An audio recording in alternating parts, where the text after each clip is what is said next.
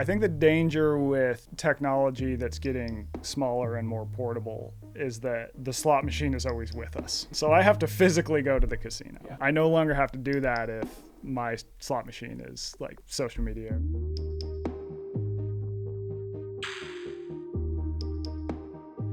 I was reading this profile of Janet Malcolm, you know, the journalist last Yeah, night. yeah. She wrote The Journalist and the Murderer. Yeah. Haven't read it, but I'm familiar with her. Oh, have you read that? No, I'll give it to you in the bookstore. It's Okay. like the greatest. Okay. Anyways, it was talking about how she was really good. Like, people would ask her to do things or blurb things or, you know, all the things you get asked. And she would always just, if she didn't want to do it, she'd just be like, nah. Yeah. You know? And I was thinking about it because it's like, that's kind of uncomfortable, but so is doing shit you don't want to do. Do you know what I mean? So it's like, you're going to be uncomfortable either way. Yeah. So like choose your discomfort. Right. And that part of like cultivating the just like, yeah, I'm okay sort of being me and doing my own thing is to be better at stuff like that. Choosing your hard, what's going to be Yeah. hard. Yeah. Totally. Yeah. It's like you're either going to be at this thing and be like, why am I here? Right. This is uncomfortable. Or you can be like, I have to tell this person I don't want to go to their thing. Yeah. And I think that sometimes it depends on your personality. Yeah. Like, I generally am a people pleaser. Yeah. I like to make people happy. I have a personality where I'm just kind of like, you know, a little bit goofy, like smiles. Like Sure. I like everyone too. Yes. Like I can't name a single person that I'm like, I really, really dislike that person. Really? Yeah. Oh, Yeah. I mean that I know like I can see people on the internet and be like, this person's a dipshit. But also I'm like, you know, I bet if I like sat down with this person, we would find some commonalities. We'd have a good time. Yeah. And so for me that's hard. But I've had to Saying no is hard? Yeah, saying no is hard. I've had to get better at it. Or just Yeah, of be course. Like, hey, like can't do that right now. Well, especially because early on you like want to be asked to do like the whole point is to get in a position where people ask you to do stuff. Totally. You know? Yeah, the first one you're like, hell yeah, I will. Yeah. Who's reading this book? Only your mom? Yeah, I'll blurb it. Yeah, of course. Yeah, and then you just realize, oh wait, there's a cost to all the stuff that you say yes to. Yeah, totally. Yeah. It's weird. It's weird because it feels like you're being rude, which you are when you're like, no, I'm not going to do that. Yeah. But like, again, it's like sort of choose who you're going to be rude to. Right. Because you have like, you're being rude to yourself. You're being rude to the things you like to do. You're being rude to your spouse. You're being rude to your kid. Like you're just deferring who you're being rude to. That's a great point. And I think it's like very context dependent too, right? Yeah. If there's an author who has written a book that deals with, I don't know, adventures and lessons from it, like that feels like a good fit. But sometimes people are like, hey, I wrote this book on pet care. Would you blurb it? And you're just like, why me? Yeah. You know? And so that makes it a little easier to say no. Yeah. It's tough though. Yeah, totally. I'm sure you get a bajillion. Yeah. I think I'm better at just pretending I didn't see it. Yeah. Like just ignoring it. Yeah. You kind of have to. Yeah. But sometimes that's easier than replying and saying. Yeah, that's what I'm saying. No, because, yeah. That's funny. Yeah. So did you work out this morning? Tiny bit in the hotel room. In the hotel room? In the hotel room. What do you do in a hotel room? I did, rear foot elevated split squats. I just did a lot of those and some planks. Just quick. Yeah? Yeah. And then at the airport, I'll just walk around carrying my bags. I do that too. I feel like I cover a lot of ground inside airports. Like I'll walk like a couple miles, just wait. Like I'm like, I can sit here and do nothing. Yes. Or I could get a 3-mile walk in over the next 45 minutes. Dude, it is one of the greatest travel exercise hacks. Is just walking around the airport? In the airport, especially if you have a carry-on or something. Yes. I've gotten like 6-7 miles. Yeah. When I've had a long layover. Yeah. And like I can sit in this lounge or in this uncomfortable chair and just like BS on the internet. Right. Or I can just walk. And the walking also, I think, gives me ideas, right? Sure. And you observe, you see a lot of interesting things. So Yeah, Well, I think I'm just 100% like I'm an airport walker. Yeah, I think like obviously beautiful walks in nature are great. Mm-hmm. And if you can walk around outside somewhere wonderful, you should do it. Yes. But I think walks around parking lots, walks in the airport, walks as you're just killing time are underrated and also really good. And you're still getting most of the benefits of like it's the body being in motion, not the context of where it's in motion that's doing most of the value for you. Right. If the context was the most important thing, running on a treadmill would not work. Right. Right. Yeah, sure. So like it all adds up. And I've pointed people to studies that show just incidental physical activity. Yeah. Like non-exercise. So researchers call it NEAT. That type of activity that can add up over the course of a day to like 800 calories burned. Yeah. In studies. So it's really like, to me, the way that I look at physical activity is that we basically invented exercise after the Industrial Revolution at scale, because like we engineer these jobs into our lives that are sedentary. We go, wait a minute, these people who sit all day, they seem to be getting sick. Yeah. And these people who don't sit all day, they don't get those same sicknesses. Yeah. So what do? All right, what we'll do is we'll exercise like in this building on this rotating band, and you just run on that, and that's how we'll make that up. Which, fine, exercise is good. Better than nothing. Right, but I think that in the context of how humans evolved, we were just moving all day, right? And it all had purpose. It was intentional. And so I think trying to figure out how can I just weave activity back into what I would already be doing. Yeah. How can I take this thing that I have to do and maybe make it a little bit harder, especially from a physical perspective. I think that adds up like crazy. Like even phone calls. If I have a work call and it doesn't have to be on video, it's like I'm just going to take it while walking. Yeah, of course. That's what I do too. Yeah. I would estimate I have walked thousands of miles in my life on the phone. It's amazing. It's not always best for the other person, but it's much better for me. You know what I mean? Yeah. Like maybe the service isn't as good. Maybe they would have preferred it to be on Zoom. But I don't want to be on the phone at all. So if I'm going to be on the phone, I'm going to get something out of it. It's sort of how I think about it. Exactly. I do find that the conversation, I'm better at talking and walking. Yeah. Like ideas are a little different. But to your point, if your service drops, the other person's annoyed. Or if you like walk past someone with a leaf blower, it's just like leaf blowers are the bane of my existence, dude. I hate those things. Yeah, I don't like the nanny state, but I am all for the banning of leaf blowers or the banning of gas leaf blowers. Yeah. I don't think we would miss that as first off, leaf blowers are fucking stupid to begin with. You're just moving like biodegradable, natural things over here versus over there, or worse, you're blowing it into a fucking plastic bag that you then wait for another gas-powered thing to come pick up and take to a special area. It's just like so dumb if you think about it. But yeah, I think it would be nice if they went away. And I think the problem too is, and I was talking to one of my good friends about this the other day, it's not that they're so loud. It's that the volume changes go from, it's not just zzz, it's and so it just is so distracting because it's like this. If it was a constant thing, it wouldn't be as bad, but it's just these ups and downs and spikes and because they're moving around, they're not in one spot, right? They're going around, and it's the worst. No, I think all the time there was something Nassim Taleb said once where he was like, I got to the hotel, I handed my bag to the bellman, and then got in an elevator.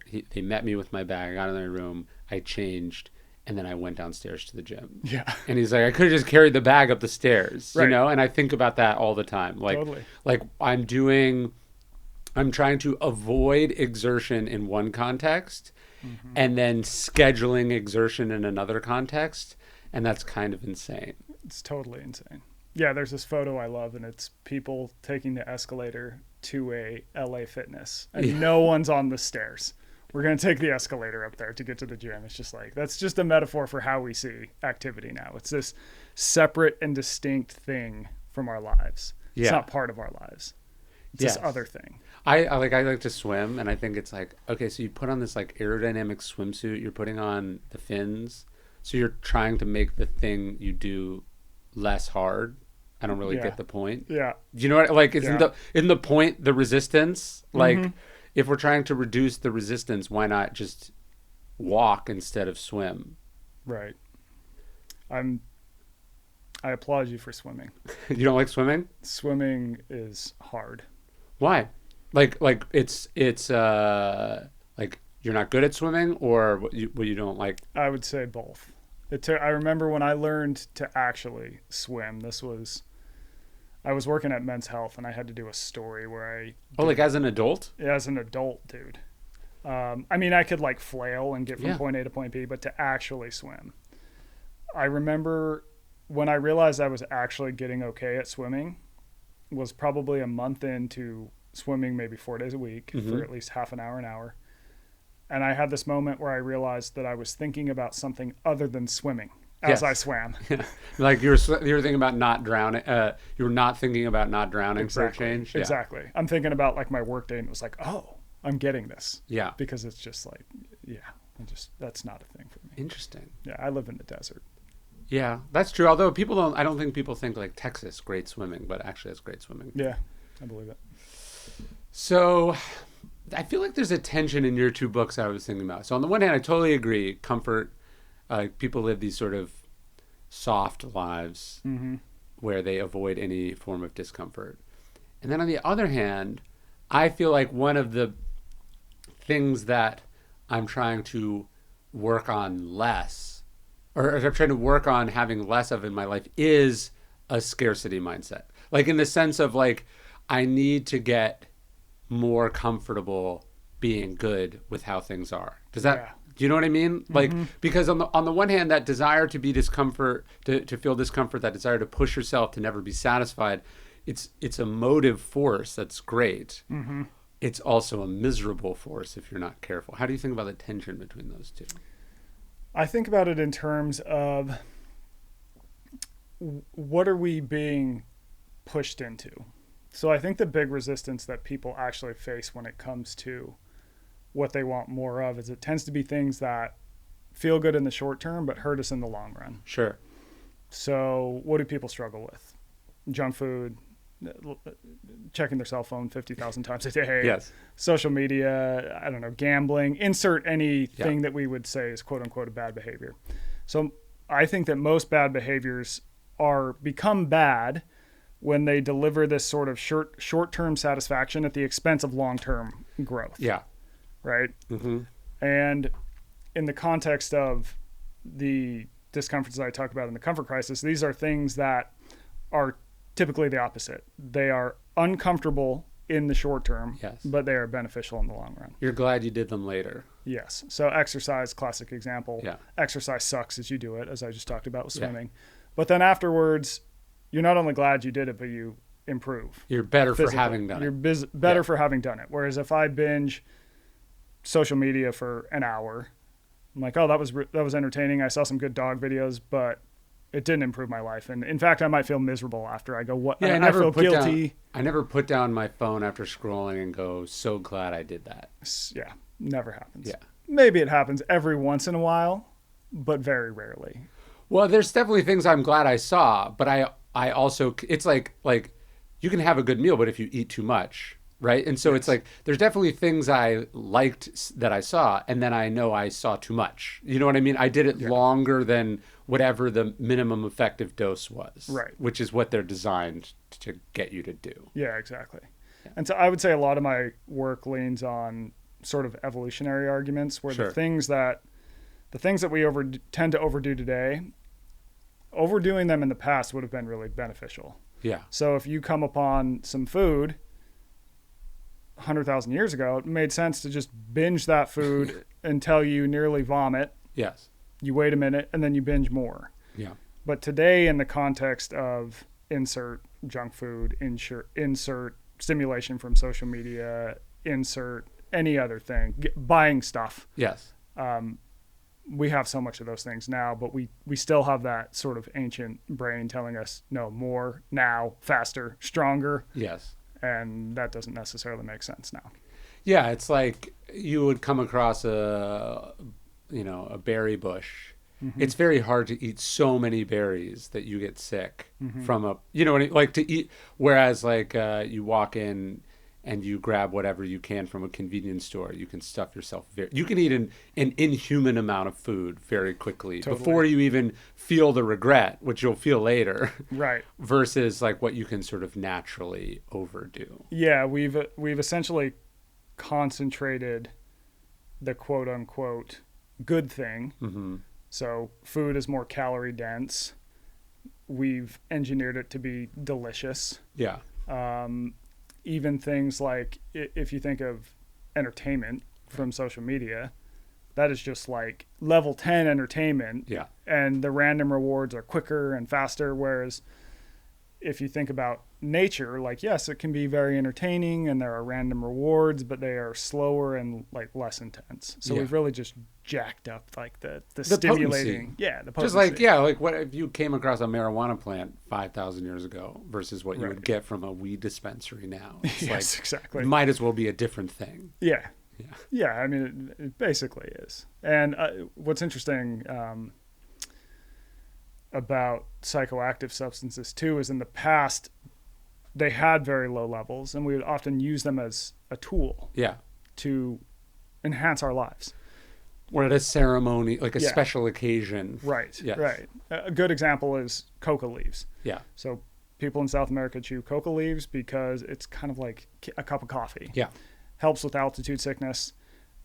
And then we figure out, oh, if we just like put these things through this crazy chemical process, we can get that good thing, but like in this amount. And now we have cocaine. Yes. Right. So. Yeah. And there's a big difference between the hits you're getting from those things. Yeah. Yeah. To say the least. Yeah. It's not great. I was thinking, so there's a Musonius Rufus quote. He's one of the early Stoics. And he says, when you do something hard, the labor passes quickly, but the good remains, right? You work hard for something, you don't regret the work that you put in. That's not like haunting you. It quickly recedes into the rear view. Yeah. But then the thing you got out of it stays with you. And then he says, but when you do something shameful for pleasure, the pleasure passes quickly, but the shame remains. And there's kind of this tension of like, when you do hard things, pretty quickly how hard it was you get over, but you get the value out of it. And then it's the exact opposite for like the easy things or the things you shouldn't be doing or the urges you indulge. Yeah, that's to me, that is the great tension of living today. Yeah. Is that we have more of those things that are shameful, let's say. Or ephemeral or whatever. Yeah, at our disposal. And we're sort of wired to take those short-term rewards because that used to keep us alive, and now they're everywhere, and we're not necessarily designed to do these things that help us in the long run. Exercise is a good example. It never made sense to exercise because you wanted to save calories. Like there's a reason that humans are inherently lazy. Yeah. Because we never had enough food. You didn't want to work any harder than you had to get it. If there was a human who liked to move for the sake of it 1,000,000 years ago, they would have died off because they would have burned through all their energy and not had enough food. And so we're all kind of engineered to avoid that. Yeah, running a caloric deficit is biologically insane. Yes. Like that's what we are designed to do, the exact opposite of that. Yeah, and now we pay more money to get less food in the form of diet foods. Yeah. Right? Or we pay someone to allow us to go to a place to burn off the excess that we have. Yeah. Mm-hmm. Yeah. Treadmills, for example, were originally created as a torture device for prisons. Yes. Yeah, you would get sentenced to the treadmill. Yeah, because it's awful. Yeah. And then someone goes, oh, well, we got this problem of people not moving enough. What if we took this prisoner contraption and just put it in a building and called it a 24-hour fitness? I got a business idea. Yes. Yeah. Right. You're designed to conserve energy, to be efficient with things. And so, I guess there's athletes and art. There's weirdos in the past, but as a biological imperative, you're not supposed to consume more or so you're not supposed to burn more calories Right. than you consume. That's Yeah. just like the most natural. Like people go, oh, like people get mad about like nepotism or like inherited privileges, and it's like that's the most biologically innate thing that there is. Totally. Like the whole Yeah. point of life, from a species perspective, is to accumulate resources and advantages that you pass to your children. Yes. So you're not going to have that much success convincing people not to do that. Right. You can create a society that redistributes effectively, that sort of undermines our hoarding impulse. But by definition, we are going to hoard and try to pass advantages off to people who are related or part of our tribe. That's what we do. Yeah. Totally. It's exactly what we do. Yeah. And I think too, something that I talk about a lot in Scarcity Brain is this idea of random rewards and how we're drawn to them. So what really got me thinking about this is living in Las Vegas and there's slot machines everywhere. Yes. Now this behavior, it doesn't make sense. Yeah. Right? You know, the longer you play that slot machine, the more money you lose. Like the house always wins. Yes. And if that weren't true, there wouldn't be bajillion-dollar casinos lining the Las Vegas Strip. Yes. But people play those things all day long, like all day. Yeah. And slot machines, there's this crazy stat I read. Slot machines make more money than, to tell you this, it hurts me too, books, of course, movies, music combined. Yeah. And slot machines really lean on this idea of, I call it the scarcity loop. So there's like these three parts. There's opportunity, unpredictable rewards, and quick repeatability. So opportunity, you have an opportunity to get something of value. Unpredictable rewards, you know you'll get that thing at some point if you keep doing the behavior. Yeah. But you don't know when, you don't know how good it's going to be. So like with the slot machine, you play, you could lose, you could win $1. Yeah. You could win $100. Mm-hmm. The variability is what makes it exciting. Yes. And then quick repeatability. You can immediately repeat that behavior. Yeah. And so I think today we've taken that system, which helped us survive in the past by finding food. Finding food is like opportunity to find food and survive. You don't know where the food is. You don't know if you're going to kill the animal. You don't know how big the animal is going to be. And you got to repeat that for life. Yeah. And we've put it into systems like slot machines, cell phones, dating apps, even shopping apps lean on this system. And it's just like the ultimate system to get people to just do things over and over and over. Well, look, like I have made relationships on social media that have changed my life for the better. I have learned things that I wouldn't have gotten in some other context. It has been good for my career.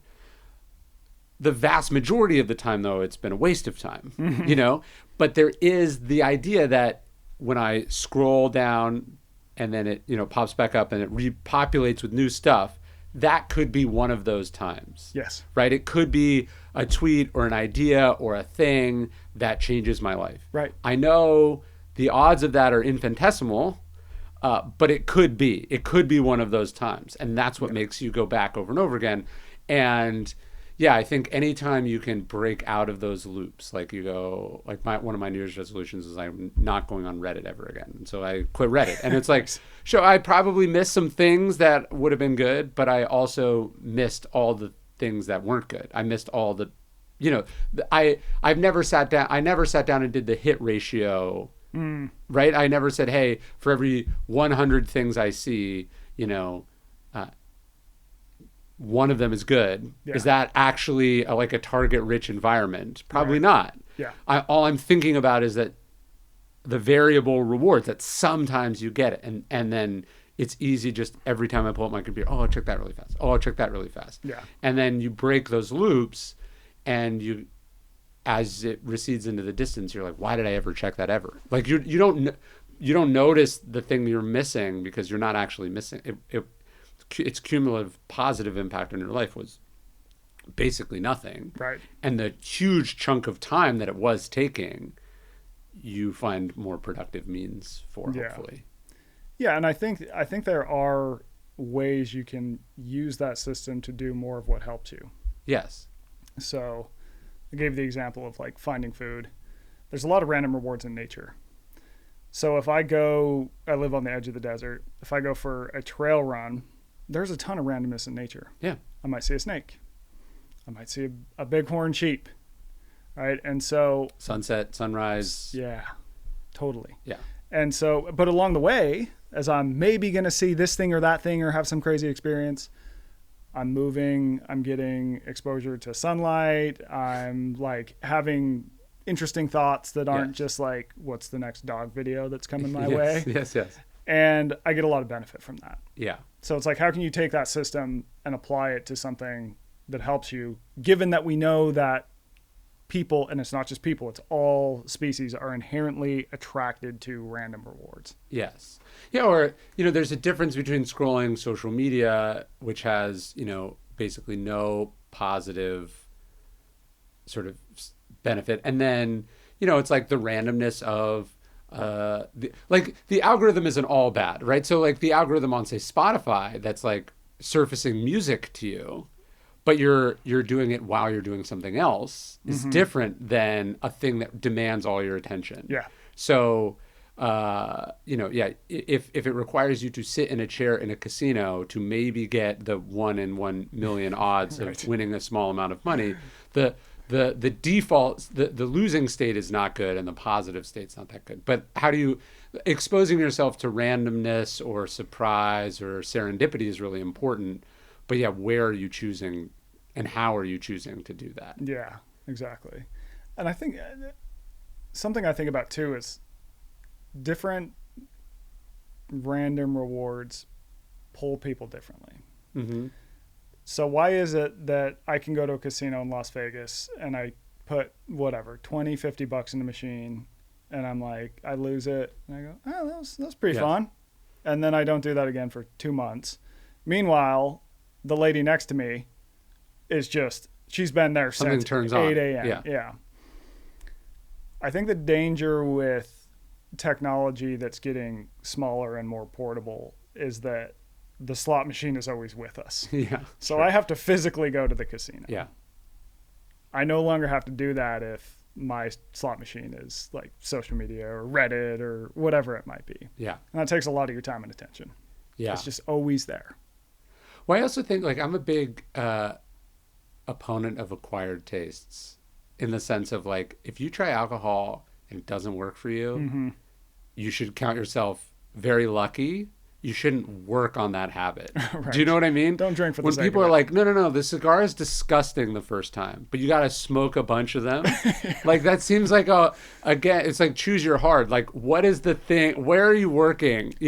And the work people will do to acquire vices is always interesting to me. Yeah, totally. Like, Mm-hmm. No, you don't understand. You gotta endure a lot of unpleasantness to then get this habit that, by the way, most people who have it still admit that it's not great. Yeah, exactly. And like, what's the long-term benefit of that? It's basically nothing. Yes. Whereas exercise, you could make the same argument for exercise. Totally. And it's like, no, this actually, we have plenty of data that this is going to actually really improve your life. Yes. So what is if I do this over the long haul, does my life improve or does it get worse? Yes. That's kind of a good question to ask. Yeah, and yeah, where are you putting work in? Like I think people will put in a lot of work in different areas of their life, and then other things will go, oh, that's hard, or that doesn't come naturally to me.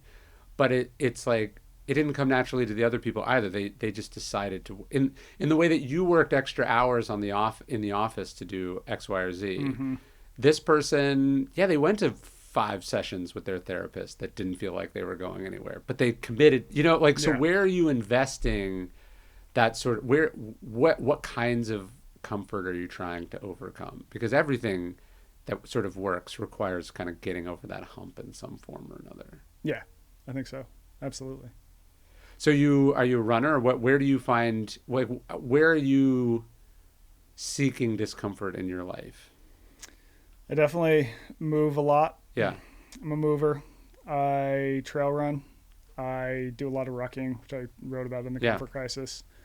I also have a garage gym where I lift. I try to spend a lot of time outside. Yeah. Regardless of the conditions, Sure. whether it's too hot, whether it's too cold, which we don't get many too cold days in Vegas, but sometimes it does get cold. A lot of time outside. I also feel like I get a lot of value from researching in my books. Hmm. Which that's kind of a random rewards thing. It's like I'm reading a study. I'm like, oh man, this is just dense. This is like, I don't know if this is going anywhere. And then you find like the one citation where you're like, oh, yes, that's the idea, right? For me, that is the jackpot yes. of the slot machine. So that silence too is something that I definitely lean into.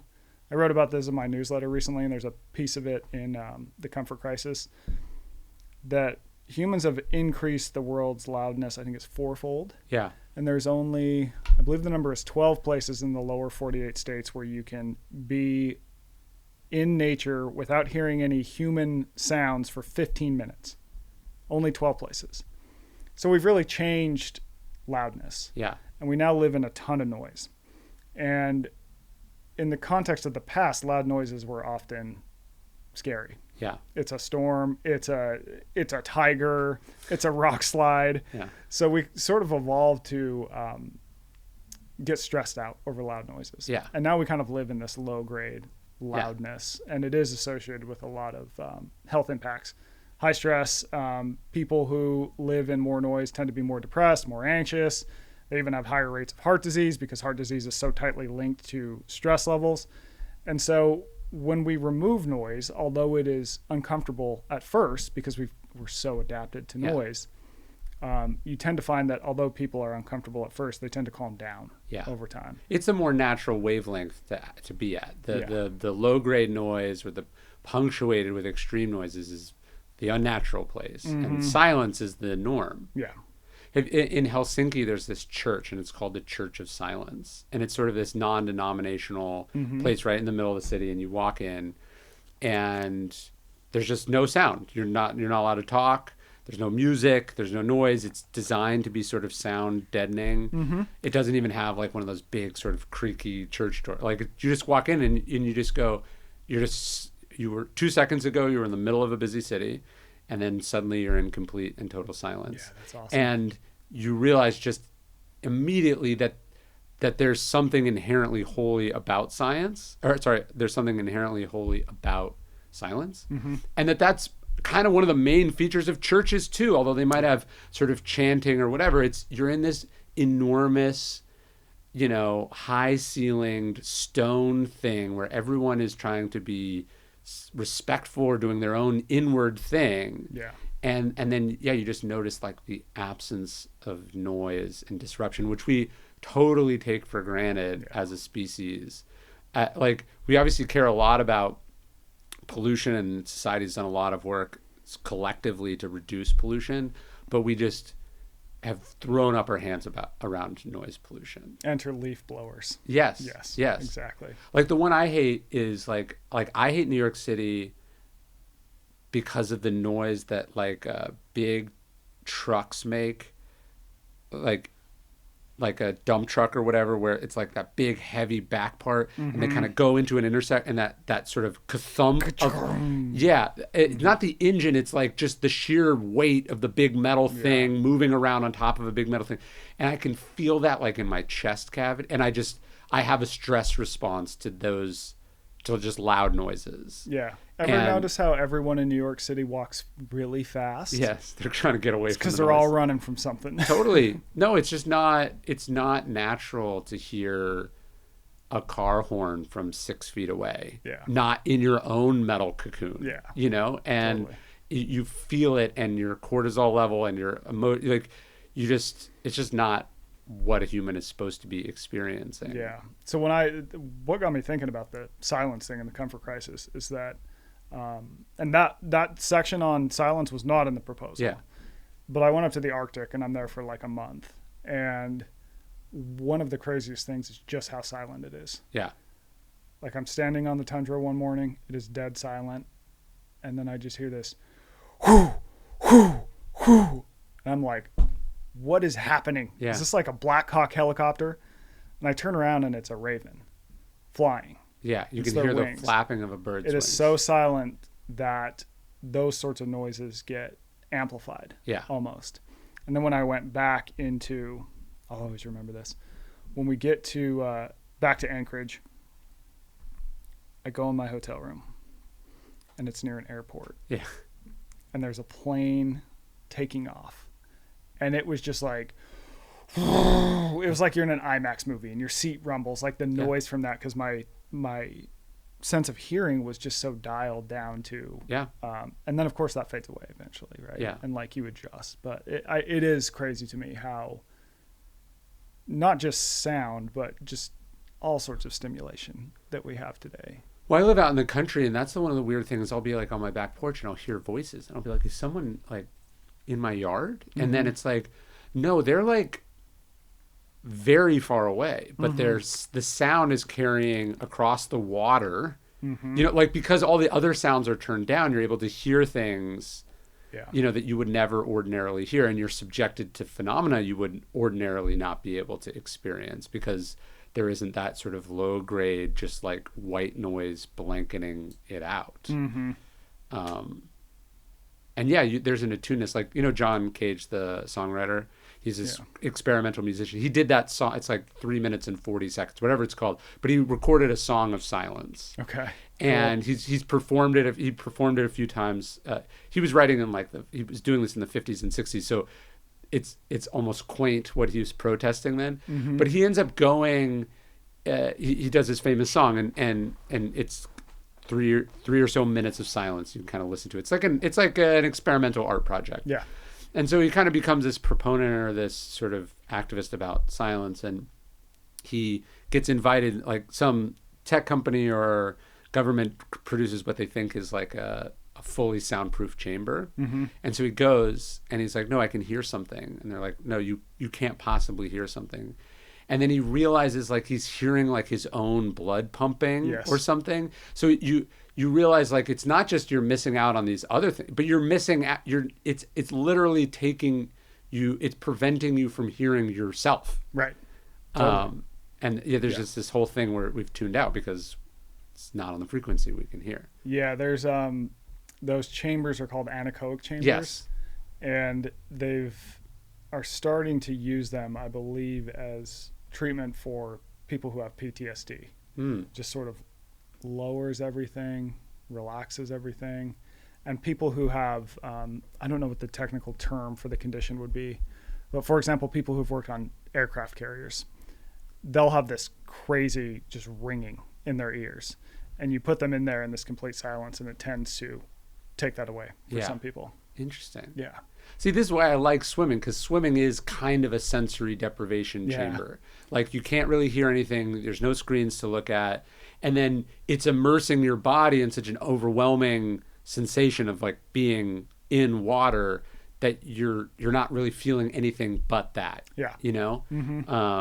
Have you ever done a sensory deprivation tank? I have, yeah. It's weird how disorienting it is. Like, I remember... Totally. I was in it and I had this sensation that I'd spun around, you know? Amazing. And then when they turn it, it's like, oh, wait, that's physically impossible. Unless I'd like scrunched into a ball, I couldn't go. I thought I started with my head here and then I ended here. And it's like, oh, wait, no, that physically wouldn't work. But it's just, you're immersed. And so, you know, these kind of little sensations feel so profound and exaggerated. The first time I did one was in New York City. Yeah. That was a miscalculation. I got out of that thing and then went down to, like 57th Street. And it was just like, it was way too much coming at me at once. I really needed to, you need a re-entry. Yeah, I needed a re-entry. There's, I think things that kind of overwhelm your sensation. Cold is a good, cold sort of exposure is one too, where all you're feeling is that, so you're not feeling any other thing. Right. And it's immersive in that way. And then I think there's also, I mean, you talk a lot about this in the book, but just like the feeling of feeling boredom, like allowing the boredom or the nothingness to creep in is really important. Yeah. So this was the context where that worked its way into the book is I was up there hunting with two other guys, and we're hunting this herd called the Western Arctic caribou herd. And so during the winter, to prepare for winter, they basically migrate southward. And so you kind of get in the middle of that and you try and catch them on their migration. Sit on these hills waiting for these animals to migrate. Nothing. Yeah. Like nothing is coming through. So it's literally 2 weeks of just sitting and waiting. Yeah. And sometimes you move around, like maybe if we go to another hill, but it is a lot of just nothing. And cell phones are useless. I didn't bring any other real media at all. And you find yourself bored. Yeah. Again. And so the difference, though, is that if I feel bored at home, I've got a bajillion escapes from it. Relief is easy. Relief is very easy. And the relief is also very intense. Yeah. And up there, it was like your mind just starts going to weird places. We would start to do things like read the labels on our Cliff bars we brought in. Like I can tell you all the nutrition stats of a Cliff bar. I can tell you that company's history from the label. We'd read our gear tags. I came up with Christmas shopping lists for all of my friends and family for like 7 years. Yeah. But then your mind also goes to some really interesting places. Yeah. So I think that boredom is sort of this cue. I talked to a boredom scientist about this, and he basically said that boredom is neither good nor bad inherently. Boredom just tells you to go do something else. Like the return on whatever you're doing right now, it is worn thin. Go do something else. Yeah. In the past, this was sort of a survival mechanism. Yeah. So if it was 1,000,000 years ago and we're hunting and we need food and no animals are coming through, boredom kicks on and it tells us, I wonder what's over there. Yeah, what's over there? Yeah. Could we get food some other way? But today that sort of gets co-opted and by our cell phones, because now when we feel it, it's cell phone, it's Netflix, it's computer, it's insert a million other things. But I think that letting your mind sort of sit with that and not going into the next easiest thing can be beneficial, because you start to sort of ideate, basically. Sometimes you think about some wacky stuff. That's fine. Yeah. But sometimes you think about some really interesting stuff. So I ended up writing a lot of the book, and having probably my best ideas were during that time because I had a notebook. And I would just be bored out of my mind, 3 hours of just inside my head, and then, oh, that's an interesting thought. I'll write that down. There's something very natural, and then in the modern sense, very unnatural about hunting. Because where else do you have to get up super early, go to a special place, and then do nothing for an extended period of time, right? Totally. And so, like I went deer hunting with my son a couple months ago, and it's like, okay, we got to get up at 5. We're gonna drive over here. We're gonna get in there, and then we're just gonna sit. And we can't do anything. And if we don't, you go, well, if they show up, the cam shows they tend to show up at this time, we'll show up 5 minutes before that. It doesn't work that way. Right. The table stakes or the cost to entry are the 2 hours of waiting for things to go back to normal. And being silent. Yeah, your minor disruption the ripples of that have to be long gone if you want to get the thing that you want to get. And so that's obviously a very human experience, but it's very much the opposite of the modern human experience. Like, hey, this is what I'm going to do on the plane so I don't have to be bored. Or this is the time I'm meeting, so I'm going to leave at exactly this number. I know exactly how many minutes it will take to get there.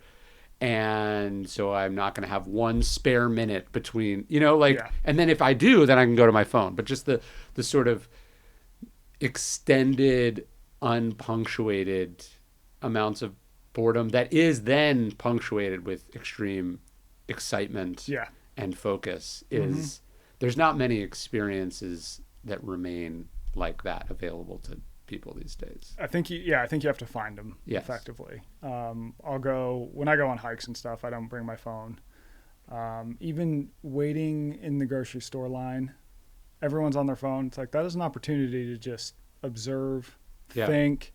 Yeah, it's boring, but sometimes you see and observe some interesting things that help you, and you can kind of work through bigger questions that are lurking in the background. You might all of a sudden, that's the answer to this work problem that I've been laboring on for X amount of time. Yeah. Driving in silence, another big one. Like, that's great. It's so weird at first, and you feel weird, but then you just it's great. It's great.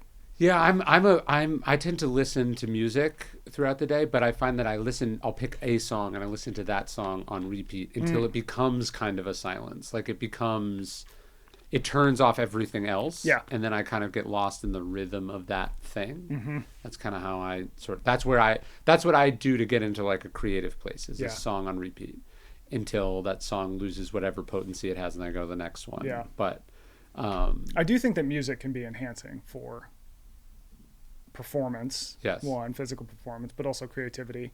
Yeah. I try and find like a balance between the two. Sure. So if I do go on a long run, I'll do the first half, and usually I'm doing out and back. I'll do the first half in silence to just be in my head. Yeah. And then the back half, I'll put on music. And sometimes that sort of channels my brain into a little bit different lane. Yeah. For the way home. Yeah. Yeah. There's boredom. I feel like it's like, if you think about how boring and difficult the ancient world was, like put aside like hunter-gatherer, just go to like ancient Rome. Like you got to write a letter. It's going to take like 2 weeks to come back or whatever. You think you want to read at night, just how much work goes into like getting a torch, you know, and setting up, and then you're unrolling this scroll, you know, like just how shitty everything was, you know, totally. And like that they had they had the fortitude to tolerate that shittiness. Mm-hmm. And then as things improve, which they should, what comes along with that is an inability to tolerate shittiness. Yeah. But shittiness is like, you know, energy or atoms. It doesn't actually disappear. There's just new forms of shittiness, yeah, right? Totally. It's always with us. And so if you lose the ability to deal with shittiness, you're going to have a really hard time. Like you have a very fragile existence. Yeah. So I think that we adapt. Yeah. So if you think in ancient Rome, there's probably a guy who had a really kick-ass torch. Yes. And sure. that was like he's like, my life is... Where basically they just had slaves to do the shitty things for you, right? Like the more powerful you were, the more you had the ability to pay other people to endure things that you didn't want to endure. Yeah. So that guy's like, my life is perfect. It can't get any better than this. Yeah. But that bar keeps getting moved over time. Yes. And so a lot of my argument is that you need to do things that reset that bar. And I'll give you an example from the comfort crisis. It's that, you know, when I go up to the Arctic, my plane ride from Vegas to Alaska, how many complaints do I have? Yeah, a ton. Chair small, plane's too hot, coffee sucks, movies suck, all this. And then after I spend that month there, it's like, for me to get water, I got to hike down to a stream to get it. Sure. I'm freezing cold the entire time. If I want to get warm, I've got to go hike around and find firewood, which is rare to find, bored out of my mind, all these things. So then when I get on the return flight, my experience of that flight is fundamentally different. Yes. It is like, oh my God, this is unbelievable. Yeah. Right? I'm traveling 600 miles an hour in a tube of steel, 35,000 feet. Magic. Yeah. And I'm watching movies. I'm warm. I have coffee. I don't have to hike to get the water. Right. I don't have to bring a rifle if I need to go to the bathroom because of grizzlies, you know, and it just fundamentally resets that. Yeah. And that changes, at least for me, really shifted my perspective on how good I personally had it. And I think how good we as a society have it as a whole. Yeah. Your perspective on what's normal. Yes. You have to shift, because almost everything about our life is not normal. It's a hard-won invention.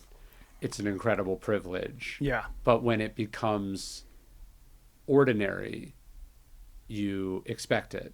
Yeah. And you don't appreciate it. Yeah. Mm-hmm. Yeah. I'm not saying you have to cram yourself in coach if you can easily afford a first-class ticket. But if you can't, if first class is sold out, and then you're like, why the fuck do I have to sit back here? That's a vulnerability that is not good. Yeah. Because you're not going to get your way all the time. Right. And you're not going to, there are some things that you can't pay to make go away. And there are some things that just suck for everyone. Mm-hmm. And the more you can understand that things are nice to have as you have them, as opposed to must-haves, the more, I think, resilient and then grateful you are. Yeah. Great. Yeah. Feeling grateful was a huge thing that happened to me. Like hot running water, right? It's like, you never think of that. Yeah. But when I got home, I thought about it all the time. Yes. It's like, holy hell, this is just amazing. That just really, I think, changes your perspective. And I think you're right, too, about vulnerabilities. Like, to me, it's like the more you need to have in order to do something, the more vulnerabilities or fragilities you have. Yeah. Like, what are you afraid of losing? Right. You want to just be able to accomplish the thing without all this other stuff. If you have the other stuff, great. Yes. It could help you. It makes it a little bit nicer. But if your ability to do something relies on all these externalities, that becomes a problem, because if those get removed, then you just break down. Seneca famously, he said he would practice poverty one day a month. Mm-hmm. And poverty, I think, is a tough word because it has a sort of social economic implication. But I think his point was like, you should, if you can live a life very different than yours, very, very much pared down than yours, you have regular exposure to what it would be like to not have the things that you normally have, you lose the fear of losing them. Yeah. Because you're like, I do this all the time. Mm-hmm. It's when you become increasingly distant or unfamiliar from how things used to be that you get in a precarious place, because now you need to do things to keep them, or you're afraid to say things, for instance, or do things that might jeopardize your access to those things. Yeah. I'll let you tell this story, because I have not studied the Greeks as thoroughly as you have. The "get out of my son" line from Diogenes. Oh, yes. Yeah. Diogenes is notorious for having reduced his needs to nothing. Do you know the story about him and the kid at the well? Tell me that one. So he walks to the well, he has his cup, and he's scooping water out of the well, and then this little boy comes up to him and drinks with his hands, and in that instance he slams his cup on the ground. He realizes that there was a way to do it with less. He thought he'd gotten it down to nothing, but he still had this one creature comfort.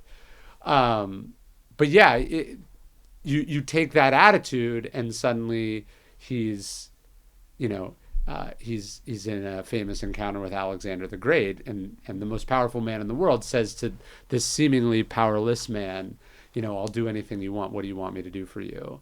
And he just says, I want you to stop blocking the sun, because he was sunbathing. And for Diogenes, that powerlessness was actually a form of incredible power, because here he is, and he doesn't need or want anything from this person. And think about all the other people who enabled Alexander, or told him what they wanted to hear, or were vulnerable to him because there was something they wanted from him. Yeah.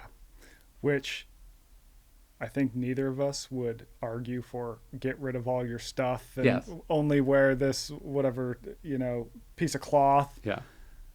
But to be able to do that and not complain, that's probably a good gear to have.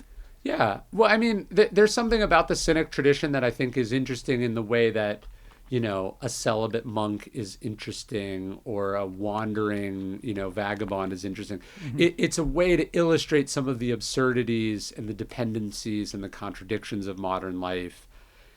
Can everyone live that way? No. I mean, Diogenes lives off the charity of others. So by definition, he's a parasite, but by definition, his frugality is only possible because of the abundance of others. But I think his point is that he was freer than a lot of people. I mean, Epictetus is another interesting example to me, because he's not quite so far down that Cynic road, but he's a slave in Nero's court. He works for one of Nero's sort of advisors or secretaries or whatever. And he sort of looks around and he goes, yeah, I'm legally a slave. I don't have power over so many things. But also I want fewer things. And I have a kind of self-awareness, or I have a control over my thoughts and actions in a way that some of these very powerful rich people aren't even close to having. And he realizes that he, even in this form of slavery, is freer than the person who is ostensibly in control of their own destiny, but actually, because they desperately want Nero's approval, or they're desperately afraid of his disapproval, are actually much more enchained than he is. Yeah, totally. And then the question is, how do you take those same ideas and apply them to your own life? Yeah. Right? It's and I think we've all probably experienced that. There's people who have piles and piles of money, more than they could spend ever. Yeah. And they're miserable. Yes. Like, they're not free. But why are they miserable? It's because they want more than they have. Yeah. And that's what I meant about scarcity, which is like there is a power and freedom in being like, I'm good with what I have. Yeah, 100%. And I think what's interesting today is there's more things pulling at us to try to have more. Yeah. Whether that's social approval, which we've put at scale, Mm-hmm. whether that's possessions, which people own so much stuff now. More than they could possibly ever need or want or have expected even a few years ago. Yeah. I read one stat that says the average house has 10,000 to 50,000 items. That sounds right. Yeah. Yeah. And in the past, people really didn't have that much. Yeah. Like even 200-300 years ago, you had some stuff that was handed down, you used it as tools, and now although I would argue possessions have always had status giving powers. Sure. More of our stuff can be used as sort of a status play, and we buy for reasons beyond need, and just in general being able to notice those levers that are being pulled and asking yourself, why am I doing this in the first place? What am I really buying this for? Why am I spending time on this device? What am I sort of really looking to? And just like unpeeling those layers, I think can be a good exercise. Hard. Yes. Definitely hard. Not something you can schedule for an hour and figure out. Like that's a lot. That's like the course of life, right? Yeah. But good questions to ask. Yeah. I mean, you get the stuff, the pleasure from the stuff wanes. Then you have to insure, but you still have to insure the stuff. You got to organize the stuff. You got to be afraid of losing the stuff. You got to dust the stuff. Do you know what I mean? Just like all the things that come along with owning or possessing a thing. Mm-hmm. We're also in an interesting time. I wrote a newsletter recently about how, as a reaction to all the stuff we have, we've sort of had this turn into minimalism. Yeah. And I spoke to this researcher who's at University of Michigan. She's like, when you look at hoarders and minimalists, even though they're polar opposites, they are often guided by the same principle. And that is a sort of anxiety over having control. Yeah. So when she interviews hoarders, they go, well, no, I need this because what if I need it? Yeah. No, I have to have like 7 kitchen mixers because if I have a huge party and I need to bake a lot, like that could happen. Yeah. Whereas minimalists, they feel more anxious surrounded by too many items. Yeah. And minimizing gives a sort of sense of control. Like if I can just have the perfect minimal items arranged in perfection, I will have control of my life. Yeah. And then things will be good. And then I'll be happy. So it's sort of driven by the same thing. And so I guess it kind of goes back to like the middle way, asking the question, well, why am I doing this thing in the first place? What do I think I'm going to get? Yeah. You talk to people who have like strong opinions about gear. Yeah. Of any kind, whether it's writers or hunters or like electronics people. And they're just describing the distinctions or the differences between these things that are a lot of times just pseudoscience, like nonsense, and then at best imperceptible, and you're just like, so wait, did you got this mattress and then got a different mattress and then got a third, this is like some Princess and the Pea shit where you're like I have stuff. I thought this backpack would do what I wanted. It does most of what I wanted. I try to be like, it's good enough. Do you know what I mean? Like the optimizing, it is a sort of a form of kind of like hoarding, even if you're getting rid of the old one, but just this process of like researching and shopping and swapping and preserving. Like, I think the idea is you should be chill. Like the idea is to be chill. And there's an intensity to the minimalist attitude that they're acting like, oh, I'm just so much less stressed than you because I have less stuff. But it's like, actually, I know what's represented into this minimalist aesthetic that's perfectly selected and refined and curated. It's the same thing. It's just it would fit in a smaller dumpster. Yeah, exactly. I've had fun. So I'm working on another book, and as part of it, I'm doing this through hike in southern Utah. So it'll be like 45-ish days. So because of this, I started talking to a lot of these ultralight backpacker types. And we're talking about people who weigh items down to the gram. Yeah. It's like they can put that mattress is 150 grams. This one is 100. Therefore, you must take this. And everything is like perfectly dialed. And I realized over time, they're not optimizing the hike. Yes. They're optimizing just the gear. Yeah. The question hasn't been asked, is this the appropriate amount of items and the right items for the process of the hike? Yes. It becomes a game in and of itself to have the lightest pack, whether or not that is what you actually need on the hike. Yes. And so I have these back, and I'm like, well, I'm thinking of taking this thing. And they're like, that weighs 2 ounces more than this other one you could buy. It's like, but they're not saying, you know what you have to see on this hike Yes. is the greatest thing in the, like, it's Yes. not, yes. Like, I think about this with the longevity people. It's like, here is all the things you have to do to live longer. And the more I look into their lives, I go, I'm not sure. That sounds like torture. Like, you're telling me I have to live in your shitty life longer? Like, like you're not married, you know, you don't have friends, you're obsessed with this or that. Like the existence that you are attempting to prolong, you're not attempting to prolong it after you have perfected existence. You are optimizing for quantity first and then assuming quality.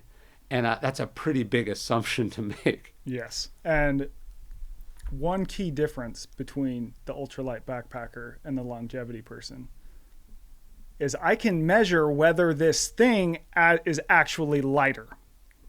Or it can control whether it's lighter or not. Like, you get to pick what goes in the backpack. Right. Whereas with longevity, no one knows. Yes. Here's what we know. Don't eat like an asshole. Probably move your body. Like, wash your hands. Get out leaf blower. Yeah. There it is. Right on cue. Wear a seatbelt. Don't text when you drive. Like, that's going to cover a lot of stuff. Sure. Is taking this obscure supplement. We have no idea. Right? And so it's like this hyper control over something that we really don't know. Like, but even if you did know, you can still get murdered in an armed robbery or get hit by a truck. You know what it's like? Right. So you're optimizing for the thing more or less not in your control. Yeah. And ignoring the part of it that you have the most say over, which is like whether it's good or not. Yeah. And whether it's worth preserving or not. Yeah. Yeah, I think a lot of these type of rabbit holes sort of just become a distraction and almost a hobby rather than a hobby that is dressed in this big idea. Yes. Yeah, like which fine if you are a longevity person, you're like, hey, this is my hobby. I like doing this. Do I really know? I don't know. That's fine. Yeah. But if you're like, no, this thing here, therefore you must do this, and this will cause us to live. It's like, we don't know. Come on. No, you're just picking a different thing to get stressed about. Yeah. I do think there's something, you talk a lot about this in the book, like the thing that makes us most uncomfortable, I think, is that contemplation of mortality and death. There's something about hunting that puts you up close and personal with it. There's something about the natural world that does it. Something about deprivation, doing hard things, where you're just a little bit closer to the edge than you are in your sort of soft, protected life. Yeah. But the active thinking about how little control you have and how short it is and how it can get taken from you, I think there's something very powerful in reveling in that discomfort also. Yeah. I think it directs your behavior in a way that can be beneficial. So I talked to this, for that chapter of the Comfort Crisis, I went to Bhutan, and I ended up talking to this guy who's a Kempo in Buddhism, which is kind of akin to a cardinal almost. And he lives in this like shack up on the mountain, right? It's by a monastery. And when I got in there in his shack, and by the way, this is like something out of an Indiana Jones movie. Like it was just picture like the most cliche scene of like this gangly Western writer going to see the guru. Like this is it. The dude, full robes, shaved head, like meditating on a platform. And he told me to think about it like this. He goes, all right, I want you to picture that you are walking on a trail and there's a cliff in 500 yards on the trail. He goes, okay, but the catch is the cliff is death. And then he looks at me and he goes, don't you want to know there's a cliff? Yeah. He goes, in the West, people don't want to know that there's a cliff. You put death out of your mind. But once you realize that there's a cliff at the end, that is going to change how you walk the trail. Sure. Right? You're probably going to take in the nature a little more. Might slow down a bit. Yeah, might slow down, might have some different conversations. And so I think the act of metaphorically realizing there's a cliff and pondering that, I think it changes your behavior in the day-to-day in a way that can be beneficial. The Stoics might take issue, though, with the metaphor that the death is the thing at the end. So Seneca says that's our big problem, is that we think of death as this thing that happens once at the end, and then we're moving towards it. He says, actually, death is behind us. Like, every step you take, the trail behind you is gone forever. It is dead to you. And so actually, if you think of death as this thing that you are experiencing on a constant basis, it shifts your perspective of time. It shifts your priorities, right? And then that's what I kind of realized, like, as someone who's always in a hurry, trying to get to the next thing, trying to move on from this or that, what I'm rushing towards is death.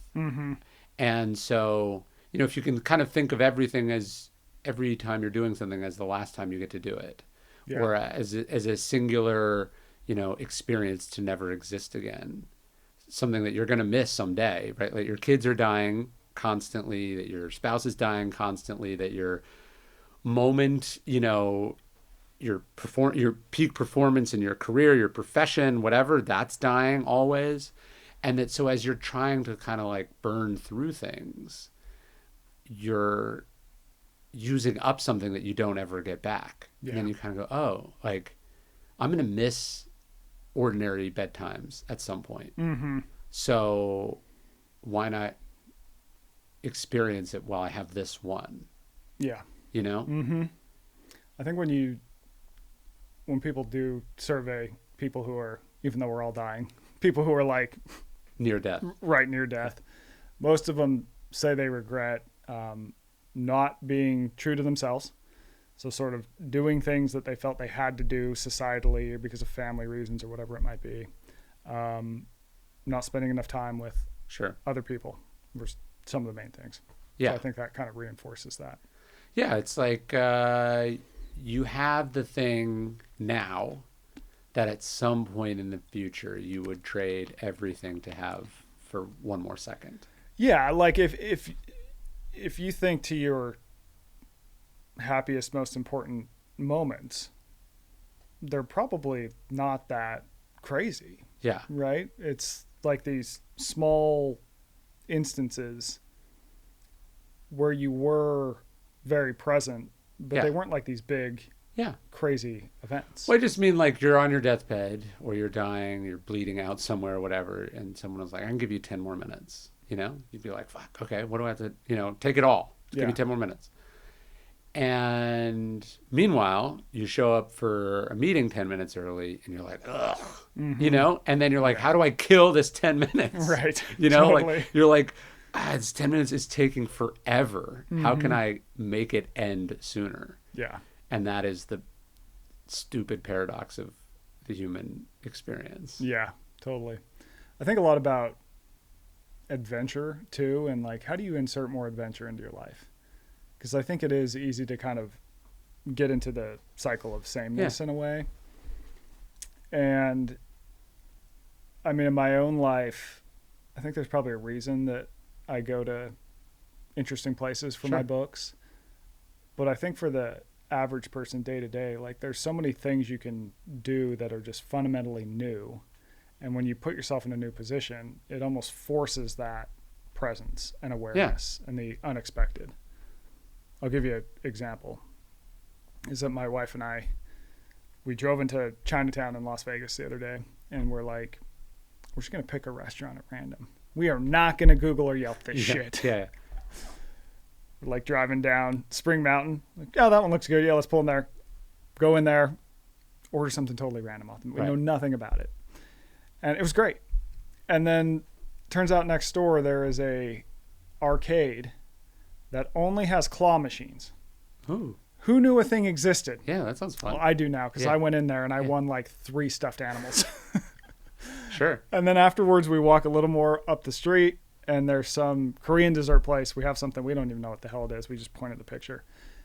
And it was awesome. Yeah. And it was awesome because we had no idea what we were getting into. Right. There's like so much novelty in that. There's a change in environment. There's unpredictability. There's all these elements that I think are really rewarding. Yeah.